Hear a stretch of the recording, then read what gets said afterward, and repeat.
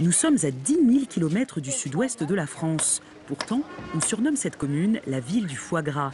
Ici, plus de 20 000 habitants vivent au rythme du célèbre patrimoine gastronomique français. Un savoir-faire qui aurait été transmis par un missionnaire il y a un demi-siècle. Ce fermier de 32 ans élève et gave des canards depuis une dizaine d'années. On fait ça à la malgache, de manière traditionnelle. On n'a pas de vrai entonnoir. Ça ne lui fait pas mal car la tige est à la bonne taille. Ici, pas de controverse sur la souffrance animale. Le foie gras est surtout une manne financière pour toute une ville. Maintenant, j'ai des rizières. Je n'achète plus de riz. Au contraire, j'ai du surplus que je vends.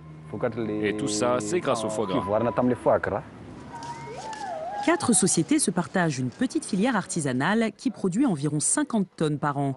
Le pays n'exporte plus vers l'Europe après un embargo de 14 ans sur la viande, levé en 2011 sous des conditions strictes. À 20 € le kilo, le foie gras n'est pas accessible aux Malgaches. Ce sont surtout les touristes qui en profitent. C'est surprenant de trouver du foie gras dans un pays chaud déjà. C'est pas tout à fait les mêmes saveurs qu'en France, mais bon, c'est original, c'est pas mal. En France, on met souvent, avant de faire cuire le foie gras, on le fait macérer dans du cognac ou du porto. Donc ça donne un petit goût un peu plus fort, mais sinon, il est vraiment très bon. Si les restaurateurs vantent la qualité du foie gras malgache, c'est parce que les canards sont gavés uniquement au maïs, sans hormones ni additifs. Il est parfait. C'est un goût de foie gras très prononcé, où il n'y a pas d'autres produits qui altèrent la qualité du produit de base.